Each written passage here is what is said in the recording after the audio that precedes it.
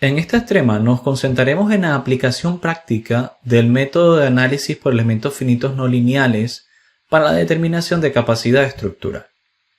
Pero a ese respecto, antes de comenzar con un caso práctico, me gustaría hacer la presentación ante ustedes de un documento desarrollado por la entidad DNV. DNV es una organización internacional basada en Noruega que es especialista en gestión de riesgos y que sin duda alguna tiene una gran influencia en lo que tiene que ver con la estandarización de creación de estructuras offshore. Lo que pasa con este tipo de estructuras offshore, estructuras a mar abierto, es que suelen tener una aplicación normativa, pero que en muchos casos la ingeniería de detalle que se requiere involucra la aplicación de métodos avanzados para su análisis. En vista de eso, para la adecuada gestión de riesgo de este tipo de estructuras, suelen ser necesarios hacer análisis por elementos finitos utilizando características no lineales. Y en vista de lo común que suele resultar esto en la práctica, este mismo instituto de Noruega ha creado un documento llamado Determinación de Capacidad Estructural por Método de Análisis de Elementos Finitos No Lineales, que contiene prácticas recomendadas que son aplicables a este tipo de análisis avanzado. Ustedes pueden encontrar una copia de este documento directamente de la página dnv.com, que viene de las siglas de lo que en noruego sería la verdad de Noruega. Y sin embargo también hemos incluido esta documentación como parte de los descargables que podrán obtener en los recursos del tema. ¿Por qué es interesante este documento? Bueno, vamos a hacer un pequeño resumen de sus alcances, de su razón de ser, de cómo como ingenieros estructurales, sea que usted trabaje o no con estructuras offshore, puede ser muy interesante la revisión de esta documentación. Pero entre las cosas más importantes que queremos resaltar es que nos vamos a encontrar con ejemplos totalmente calculados a través de software de elementos finitos en los anexos finales, específicamente en el apéndice B, y nosotros vamos a utilizar ese ejemplo o algunos de los ejemplos para mostrarles a ustedes cómo realizar esos mismos análisis en los software que hemos estado viendo hasta ahora en la especialización. De tal manera que podemos tener ejemplos prácticos que cuenten con una verificación normativa internacional de acuerdo con buenas prácticas internacionales. Antes de pasar al caso de los ejemplos, que vamos a estar trabajando en clases subsiguientes, me gustaría acercarme un poco acá y que analizáramos juntos cuál es el objetivo de este documento. Si ustedes van a la primera sección, en sección de introducción, nos dice que el objetivo del documento es dar una guía sobre cómo establecer la resistencia estructural por el uso de métodos de elementos finitos no lineales. Y este documento va a tratar entonces con la determinación de la resistencia característica de una estructura o parte de una estructura en una manera que cumplimente con los requerimientos de resistencia máxima para el estándar de estructuras offshore de DNV. Sin embargo, esto no quiere decir que esto solamente esté limitado a estructuras offshore. Los conceptos que voy a tratar de repasar junto con ustedes en esta misma clase verán que son conceptos que hemos estudiado en general para el método de los elementos finitos. Por lo tanto, las buenas prácticas que se consiguen en este documento son extendibles a otro tipo de análisis. En especial si se trata de estructuras de acero, pero también podría ser aplicable al caso de estructuras de concreto armado u hormigón armado que veremos en el módulo siguiente. Así que sin duda alguna nos parece que esto es un recurso valioso que podemos compartir con ustedes y que además de eso nos da las buenas prácticas de cómo este tipo de análisis de consultoría se llevan a cabo a nivel internacional, con estructuras reales. Además, en la parte de introducción se nos aclara que ¿dónde sería, ¿no?, el caso o la fuente de la no linealidad? Que nos dice que los efectos de no linealidad pueden ser incluidos en el análisis, por ejemplo, debido a no linealidad por material, no linealidad geométrica, no linealidad por problemas de contacto, etc. Es decir, el tipo de casos de no linealidad que hemos estado estudiando hasta ahora en el tema anterior. Además nos aclara que la resistencia característica debería representar un valor que cumpla con los requerimientos de tal manera que menos del 5% de probabilidad de la resistencia o sea excedida por esa resistencia. De tal manera que siempre se mantenga la probabilidad de excedencia de requerimiento de resistencia normativa por debajo del 95% máximo. Es decir, un 95% de las veces estaremos de manera adecuada, de forma estadística, dentro del rango de seguridad. Esta definición de resistencia característica realmente es algo común en muchas normas y estándares internacionales. Usted deberá entender la norma de su región, la norma sea americana, sea de algún sitio de América Latina, sea en la zona eurocódigo. Usted debe entender cuál es, el criterio en el que se asume una cierta probabilidad de excedencia de resistencias y podrá entonces aplicarla a su análisis por elementos finitos. Pero realmente los consejos que se dan acá en esta normativa son bien aplicables a los estándares norteamericanos y europeos en general. Estas recomendaciones que usted encontrará en el documento lo que buscan es que ser utilizado para casos en los que la resistencia característica no está directamente cubierta en los códigos o estándares. El objetivo es que los análisis que se lleven a cabo de acuerdo con las recomendaciones que da este documento lleven a una estructura que cumpla con los requerimientos mínimos de seguridad de los estándares base. De tal manera que lo que pretende este documento no es anular el código, ni ninguno de los códigos, ninguno de los códigos a nivel internacional, sino más bien darnos las mejores prácticas para el caso en que estos códigos no presenten exactamente el caso que estamos tratando de analizar desde el punto de vista de ingeniería. Por lo tanto, y me parece muy importante aclarar esto en este último párrafo, este documento no pretende reemplazar las fórmulas de resistencia en los códigos o estándares para los casos donde son aplicables y exactas, sino que más bien lo que hace es presentar métodos que permiten el uso de análisis de elementos finitos no lineales para determinar la resistencia en aquellos casos que no están cubiertos por los códigos o estándares, o donde hay una falta de recomendaciones adecuadas, exactas, para el caso que estamos estudiando. Por lo tanto, lo que nosotros estamos leyendo en este apartado introductorio realmente es la razón de ser de los análisis avanzados, específicamente no lineales de elementos finitos. Los análisis no lineales no pretenden ser un sustituto de la normativa, sino que suele requerirse un análisis no lineal. Uno se ve obligado a entrar en este tipo de análisis porque hay ciertos casos que la normativa no define de forma exacta. Entonces, haciendo uso de conocimientos adecuados y de herramientas adecuadas, nosotros podemos obtener información del modelo, de las reacciones, estados tensionales y deformacionales, que a su vez postprocesaremos de acuerdo con alguna norma o una fórmula que nos dé la norma y llegaremos a conclusiones adecuadas de ingeniería. Así que no es un sustituto, es un complemento, en especial cuando para poder obtener los factores necesarios a ser introducidos en las normas no contamos con información suficiente porque la norma no incluye el caso específico que estamos tratando. Entonces, sin duda alguna, es un excelente punto a tomar en cuenta, ¿no? Quizás algunos de ustedes, después de que hemos visto todas estas clases, puedan haberse hecho esa pregunta. ¿Cuándo son aplicables este tipo de análisis? Específicamente, cuando la norma no lo dice de forma exacta y tenemos que apoyarnos en análisis numéricos y de simulación.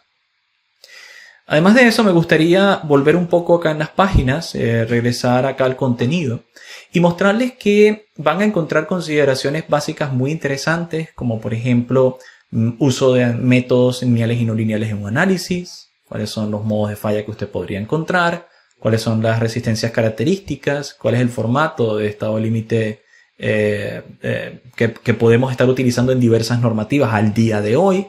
¿Sí? Esto que está acá, estado límite último, estado límite de resistencia, son conceptos que ya seguramente ustedes dominan, pero bueno, se hace un pequeño repaso de ellos en los primeros 2 capítulos.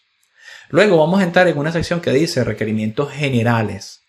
Y estos requerimientos generales me gustaría recalcar en primer lugar los requerimientos de software y los de usuario.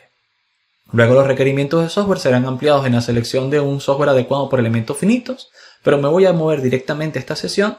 No pretende ser esta clase un recorrido completo de todo el documento, pero sí me gustaría resaltar algunos puntos que me parecen importantes que ustedes tomen en cuenta. Entonces, en primer lugar, si usted va a usar un software por elemento finito, este software debe estar bien documentado y probado para el propósito del análisis que usted está tratando de llevar a cabo. Software como Nastran, código de Nastran, el código de ANSYS e incluso códigos de Codeaster han sido comprobados, ¿no? En este último caso, Codeaster de un tipo de código abierto, ¿cierto? De aplicación gratuita. Han sido comprobados junto a una serie de documentos, documentaciones y pruebas establecidos por estándares internacionales, como por ejemplo aquellos creados por la organización NAMFEM, que crea pruebas para verificar que los códigos actúan de forma adecuada. Entonces, de ese lado estamos del lado de la seguridad. Los software que hemos estado utilizando hasta ahora, incluso muchos otros, cumplen con esto. Ahora, más allá del requerimiento del software, ¿qué hay de los requerimientos del usuario? Esto que vemos en la sesión 3.5. Bueno, es precisamente la razón de ser de esta especialización. Y me gusta, pues, precisamente lo que dice este documento porque recalca la importancia de la metodología que hemos seguido hasta ahora y que continuaremos siguiendo en los próximos módulos. Fíjense que en primer lugar el usuario es necesario que esté familiarizado con el método de los elementos finitos en general, ¿sí? Que entienda el método en general. Y también particularmente cuando se está tratando problemas no lineales que entienda métodos de no linealidad. Y los hemos esforzado por darle ciertamente capacidad de software, pero mucho nos hemos esforzado también por dar fundamentos de metodología matemática y metodología iterativa de soluciones y basamento teórico de comportamiento del material.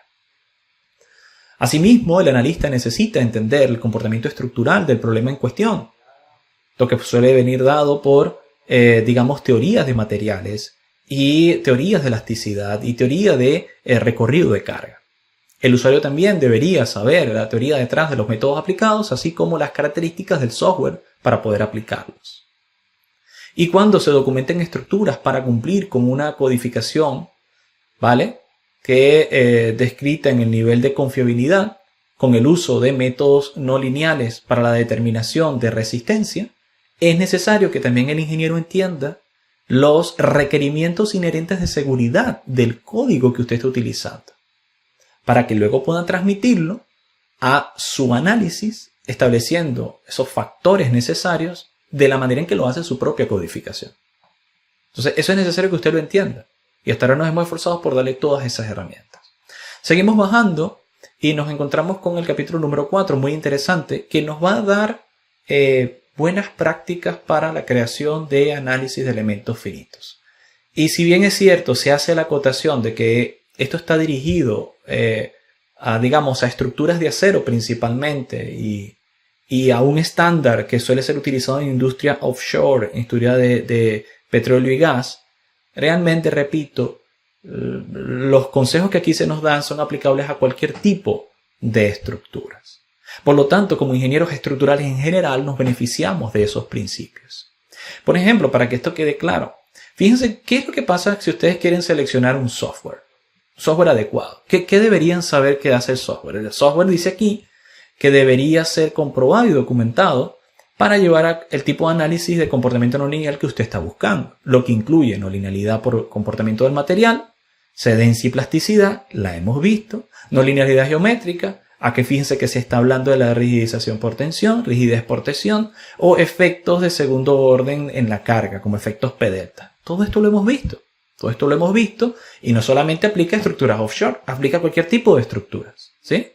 Entonces los consejos son aplicables en general. Seguimos. Fíjense, otro tipo de no linealidad que podrían ser necesarios incluir, sea no linealidad por contactos. Hemos visto contactos, sabemos que no solamente se aplica a estructuras offshore, efectos de temperatura, podremos ver algunos ejemplos quizás más adelante de este tipo, o efectos de no linealidad de carga, que hemos hablado de la no linealidad en general, con muchas de sus fuentes.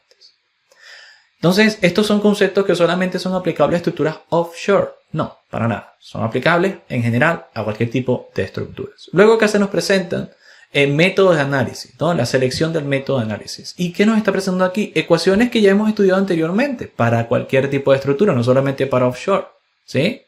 Donde tenemos la matriz de masa multiplicada por la aceleración, la matriz de amortiguamiento multiplicada por la velocidad, el vector de fuerzas internas y el vector de fuerzas externas.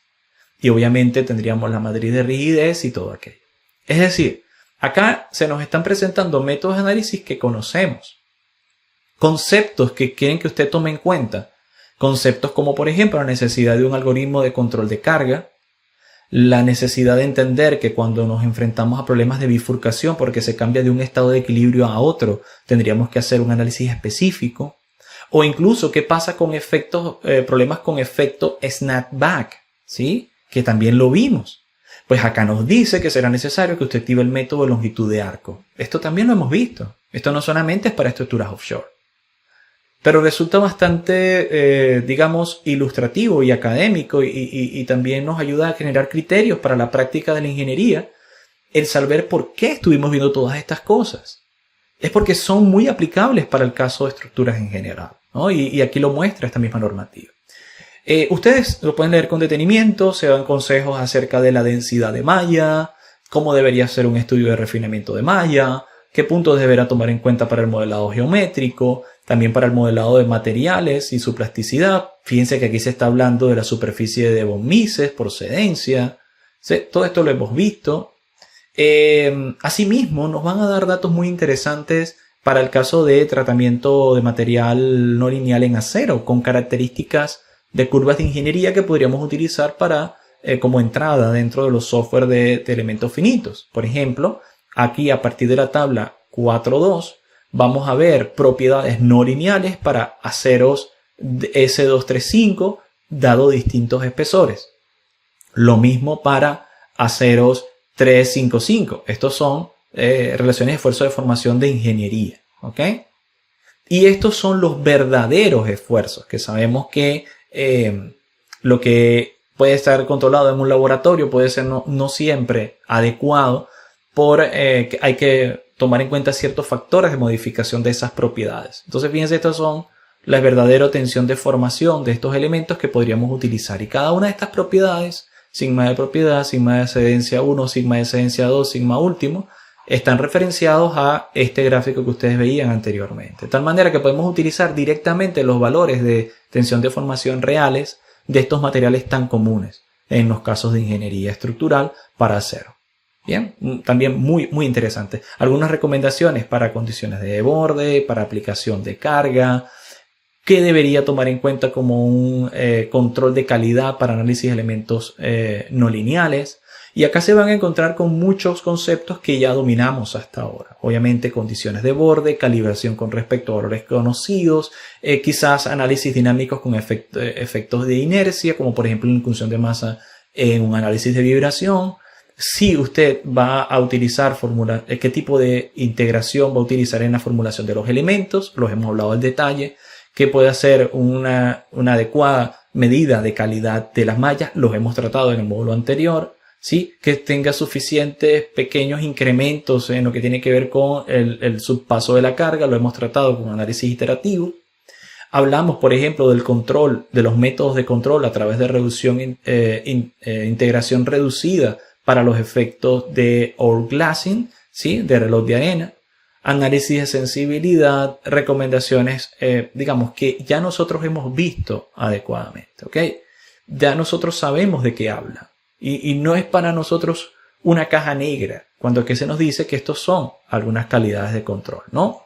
Asimismo, hay algo muy interesante en la sección 4.12, que es, si usted tuviera que hacer una presentación de un análisis por elementos finitos para cierto componente o subcomponente de una estructura mayor, ¿cuál debería ser el formato para presentar el análisis?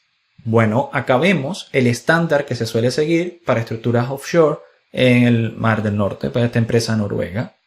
Fíjense que en primer lugar usted empezaría por explicar el propósito del análisis, una sección de cuál es el criterio de fallo que ha escogido, una sección para que usted pueda demostrar tanto detalles como geometría del modelo, así como referencias a la misma, explicar las condiciones de borde, una sección del tipo de elemento que escogió, una sección del mallado que escogió, una sección de propiedades y modelos de materiales, modelos constitutivos, otra sección de secuencias de carga y cargas, cuál es el tipo de análisis que está utilizando, es un análisis estático lineal, no lineal, es iterativo, qué tipo de análisis iterativo, cuáles son los factores de seguridad que está aplicando, ¿sí?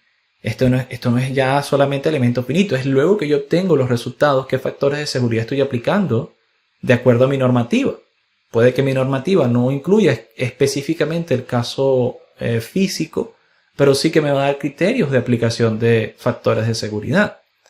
Presentar los resultados, discutir los resultados y incluir una sección de conclusiones. Y también nos dice acá que si usted hizo un estudio de sensibilidad, como por ejemplo de convergencia de malla o otro tipo de control de calidad, entonces usted también puede incluirlo en la documentación de su reporte. Entonces fíjense, acá nos está diciendo inclusive cuál debería ser la forma de un reporte para este tipo de análisis.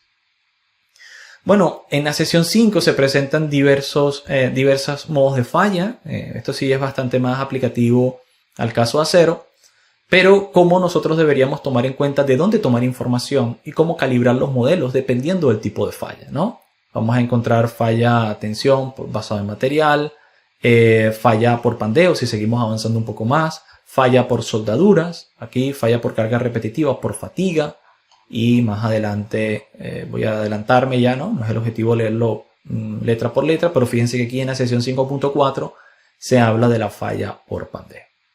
Entonces eso es la razón de ser este documento. Yo de verdad les motivo a que puedan familiarizarse con él porque tiene muy buenas prácticas para análisis en general, ¿no? Recuerden que no se pretende sustituir la normativa base de su región. Lo que se pretende es complementarla cuando ésta no incluye ejemplos específicos del tipo de problema físico que estamos tratando. Ahora me voy a adelantar a la sección que tiene que ver con los apéndices. En el apéndice A van a encontrar los comentarios y si seguimos avanzando en el apéndice B específicamente vamos a encontrar los ejemplos.